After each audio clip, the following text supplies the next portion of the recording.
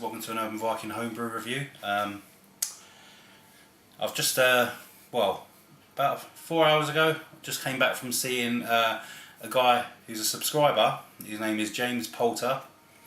He's been commenting on the channel for a while now, and he's a homebrewer. And he popped down to Plymouth because he's got some work down here, and he asked if I fancied a couple of his homebrews, and it was great. You know, brilliant. Yeah, I'd love to review them.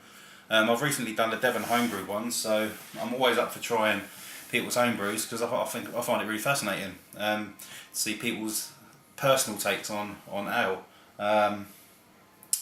So we met down one of the local pubs, had a couple of the local real ale on tap, quite nice.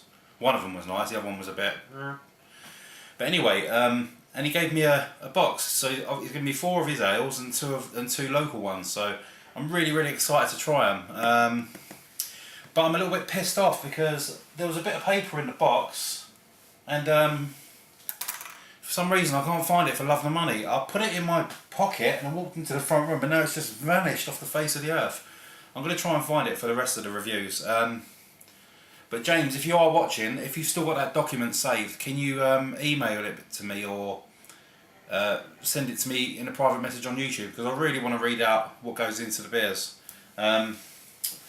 So anyway, on that note, I'm going to be reviewing his barley wine, because I love barley wines anyway. And I just love the fact that he's got labels on them. Look at that. This is called the Dancing Spider. Dancing Spider barley wine. Let's give you some info on it. And they come in pint bottles. What could be better than that? Right. Yeah, we had a good old chat. It was just nice to actually chat to someone about you know, passion for real ale, craft beer and homebrewing, because everyone in my work just, you know, they just don't understand it. They're more sort of pub boys, you know, lager and all that sort of stuff, but, you know, it's not their fault. Anyway, yeah, it says Dancing Spider barley wine, 8% volume, and it says barley malt and Celia, Fuggles and East Kent Goldings hops. So, really excited to try this. I'll just look at that. That is awesome. Yeah, I'll put a link to James's channel in my descriptions. He hasn't actually got a video channel, but he's a good guy to talk to, you know, if you're into your ale and homebrews. So let's see where we go with this. Okay.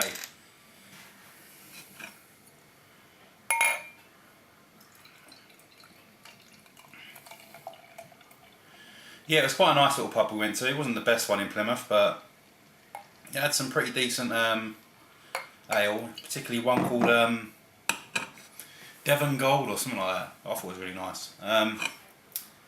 So there you go. It's a lovely golden colour. Look at that. Nice sort of typical sort of colour for a strong ale. Nice white head.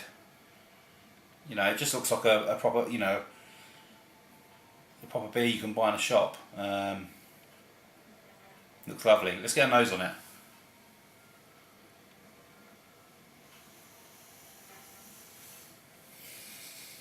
Yeah, straight away you're getting almost like a goldeny sweet Fuggles, a golden sweet earthiness.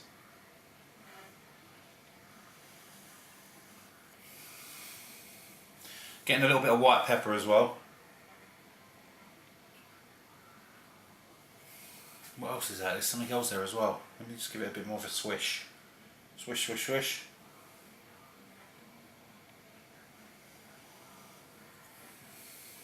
It smells like rum, like a rum dipped sultana or something like that, but really light.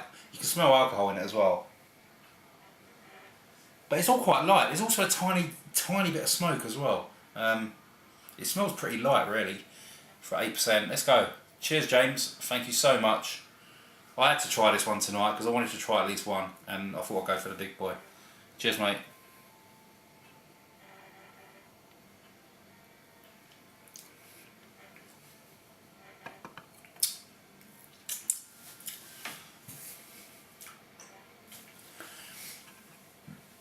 Need to have a bit more.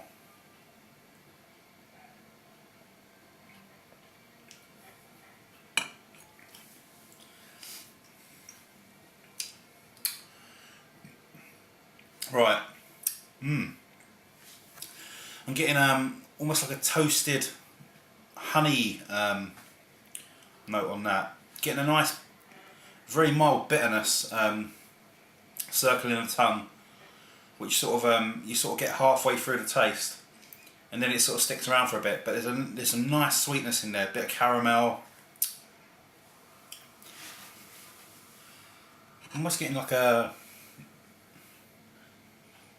touch of like a bit of fruit, maybe not grapefruit, but gooseberry or something like that.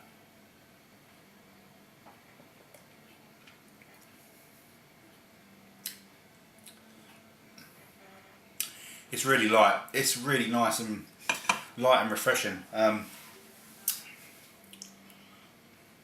Oh, it's got some lovely sweetness on it as well. And nothing's too over the top, too overpowering. With barley wines, they can be either really warming. Well, from the ones I've had, they've all been very warming. Quite thick and almost viscous in the taste. But this is more of a lighter version of a barley wine, if that makes sense.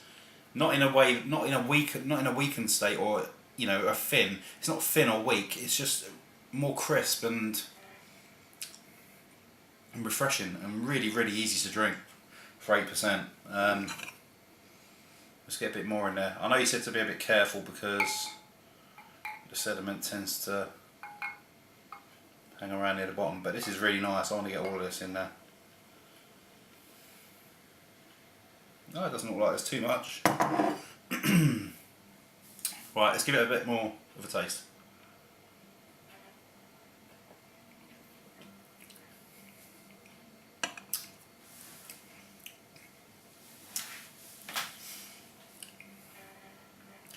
It's quite a strange one because there's flavours in there that I'm just not grasping at the moment, that I can't sort of identify. You're getting a sweet toffee sort of bitterness as well, which is really strange. I've never really had like a toffee bitterness. But all in all, it's a really, really nice beer. It is really nice. And for a homebrew, bloody hell, that is really good. It's definitely one you want to take your time with. Although it is very easy to drink. It's just really nice. In a way, I'll tell you what it does remind me of. It reminds me slightly of the Williams Brothers Noleg, which is the Christmas spruce ale. It reminds me of that, but it isn't as sweet as the spruce ale, and it hasn't got as much of the Cascade bitterness. It's like an in between. So you're getting a nice bit of sweetness. You are getting a nice bitterness around the tongue. Excuse me. But all in all, it's really nice. Really, really good. James, thanks very much, mate. Nice big old bottle as well. Really, really pleased with that, and I think I'm going to keep that because that's going to be a little collector's item for me. Getting these little homebrew bottles. Lovely. Cheers, mate. I'll just get rid of that little bit of sediment. And I shall keep that. So, thank you very much. Cheers!